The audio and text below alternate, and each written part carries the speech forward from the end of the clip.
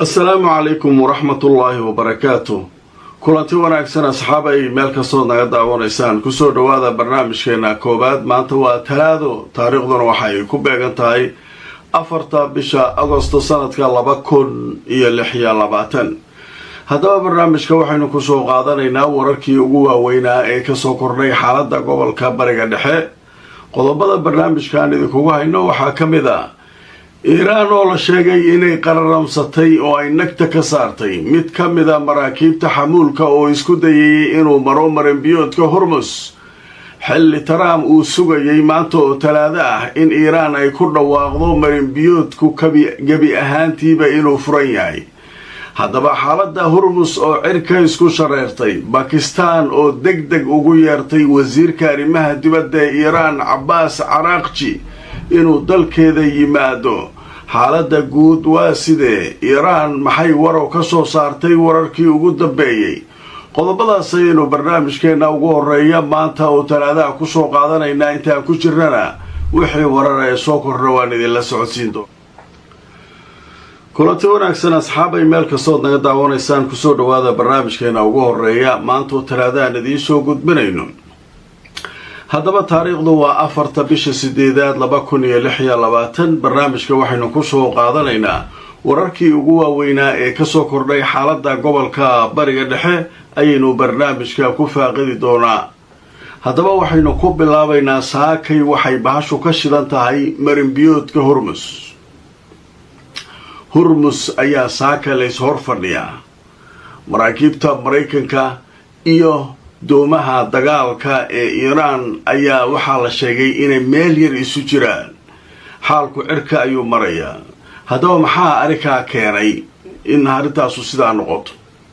haddaba warar soo baxay waxay sheegayeen in Trump iyo kooxdiisu ay sugayeen maanta oo talaado ah in Iiraan ay ku dhawaaqi doonto in maranbiyoodka hormus uu furan yahay, sidoo kalena wax canshuura aan la qaadaynin, maraakiibtu ay mari doonaan inta wadaxaajoodyadu ka dhammaanayaan. iiraan waatay shalay ilaa doraad ku celcelinaysay oo ay lahayd wax wadaxaajooda oo Maraykan aan la galnay ama noo socdo ma jiraan, waa beentiis. marka sheekada waxaa leeyahay xaggee baashu ka socotaa? Trump yaa u waramaya baas oo leh iiraan way furaysaa meeshaan. haddaba waxaa la sheegay mid ka mid a maraakiibta waaweyn ee xamuulka inay Maraykanku yidhaahdeen soo soco, maanta talaado waaye, nimankan idin lama hadlayaan. iiraan waxay tiri joog, waa isnaga tiray, laakiin maxaa ka raacay? haddaba wararkii ugu dambeeyay arrimahan laga qoray ayaynu barnaamijka ku hormaraynaa. telefishinka Al-Jazeera ayaa wuxuu leeyahay Maraykanku waxay filayeen maanta in dib loo furi doono maranbiyoodka hormus. haddaba Maraykanka maanta oo talaado ah waxay rajaynayeen oo ay sugayeen in markaasi dib loo furiyo maranbiyoodka hormus, weliba si kaamil ah oo markaa dhammaystiran in loo furi doono oo dhanka Iiraan laga furi doono. arrinkan waxaa sheegay madaxweynaha Maraykanka Donald Trump xilli uu suxufiyiinta kula hadlayay aqalka cad ee dalka Maraykanka. Trump wuxuu sheegay in wadahadaladii u socday ayaga iyo Iiraan ay markaa ku heshiiyeen in arrinkan uu dhacayo oo la furayo maranbiyoodka hormus, laakiin Iiraan horey ayay u beenisay, wayna ku celcelisay inaanay jirin wax wadaxaajooda oo ay Maraykanka kula jirtay. ninkan marka xalay isagoo jooga aqalka cad waa berigii ayuu wariyaashu wuxuu leeyahay waa la furayaa maanta talaadada, meesha way furatay.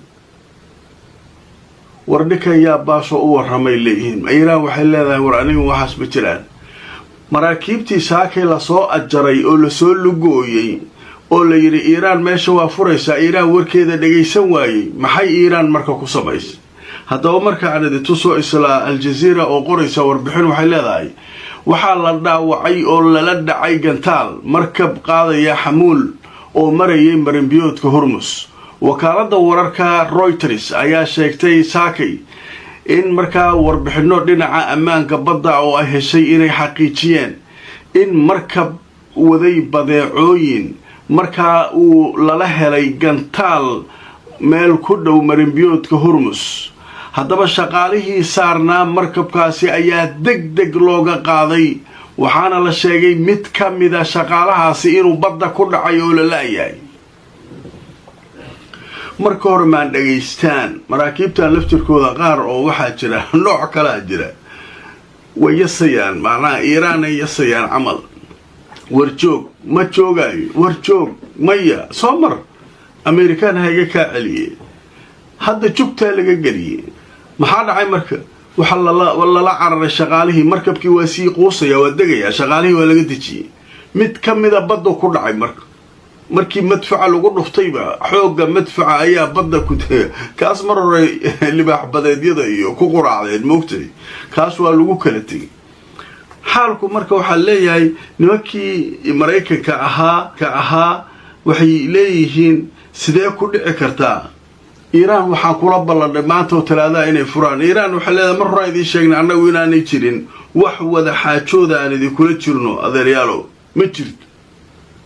waaye xaalku marka halkaas joogo, dowladihii waxay bilaabeen saakay inay toos ula soo xiriiraan Iiraan oo ay u soo kala dhuntaan dadkii lagama maarmaanka ay u ahayd inay meesha maraan. Ciraaq oo kale marin kale ma haysato inay marto, waa meeshaas shidaalna way dhoofisaa.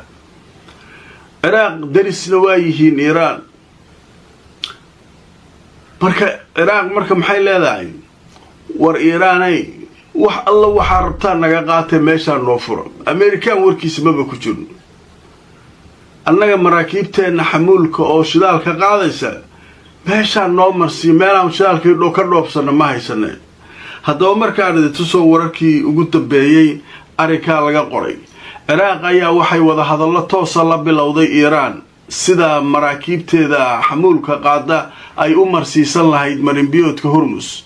wasiirka batroolka Ciraaq ayaa sheegay in ay wada xaajood kula jiraan dhanka Iiraan oo ay kala hadlayaan sidii loo marsiin lahaa maraakiibta waaweyn ee qaada shidaalka Ciraaq marinbiyoodka Hormuz.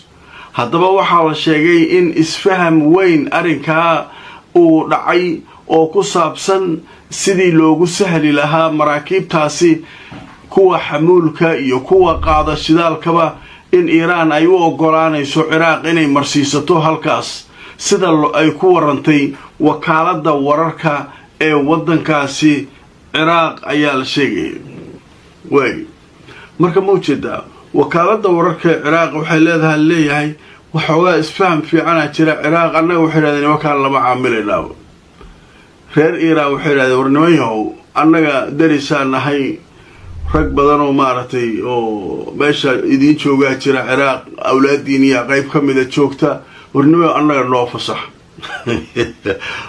waa la soo kala dhuubanayaa. Amerikaan dadkii nafta u keen Trump saakay nin wareersan wuxuu iska leeyahay ninka waxaa u malaynaya waa soo taatikay. markay odayaashan oo ay taatika ku darsadaan maxaa yaala maskaxdii markii hore allow sahlahayd haddii la sii taatikay waa wareer. odaygu wuxuu leeyahay taadada maanta waa la furayaa meesha. maxaa la furay markabkii lasoo lugooyo waa ujeedaa waa la qaramsadaa isaga dhan.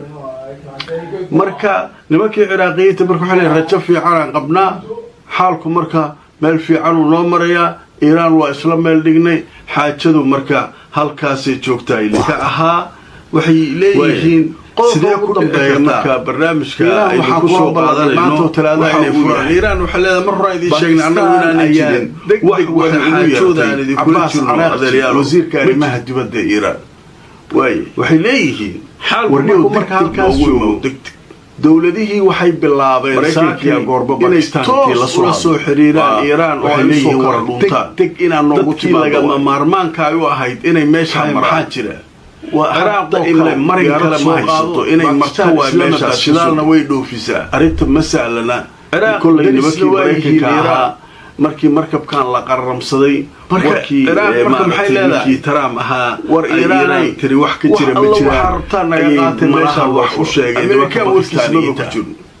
xaalku sida ku dambeeyo maraakiibteena xamuulka oo shidaalka qaadaysa Aljazeera ayaa wuxuu leeyahay wardeega ka dhoofsana ma Pakistan waxay u yeertay Ciraaqi inuu warqasho gudbeeyay ku tago halka laga qoray oo macnaha wada hadallo toos ah la bilowday Iran sida ay la hadlayaan haddaba wasaaradda arrimaha dibadda ee Pakistan goordhow war ay soo saartay rasmi wasiirka batroolka ayaa waxa lagu sheegay inay wada hadlayaan Abbas Ciraaqi loogu baaqay Iran oo ay kala hadlayaan degdeg ah sidii yimaado magaalada Islamabad ee caasimadda dalka Pakistan shidaalka Ciraaq loola hadlo oo fursadda wada hadalka degdeg loo bilaabo in isfahan weyn telefoonka ay ku wada hadleen labada dhinac oo markaasi sidii loogu sahli lahaa maraakiibta wada hadlayaan kuwa muhiim ah kuwa qaadashada ay sheegayso in Iran ay u ogolaanayso Ciraaq inay marsiisato halkaas sida ay ku warantay wakaaladda wararka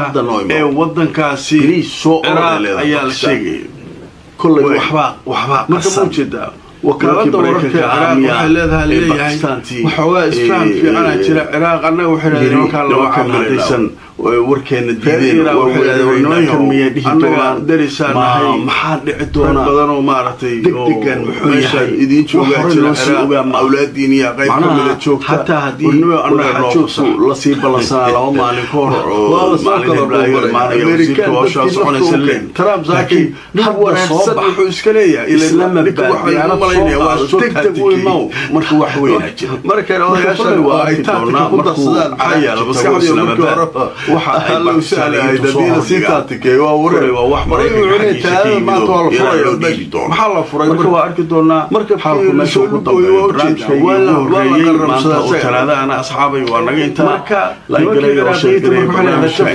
barnaamijka la ku kulmayno meel kasta oo Iran waa isla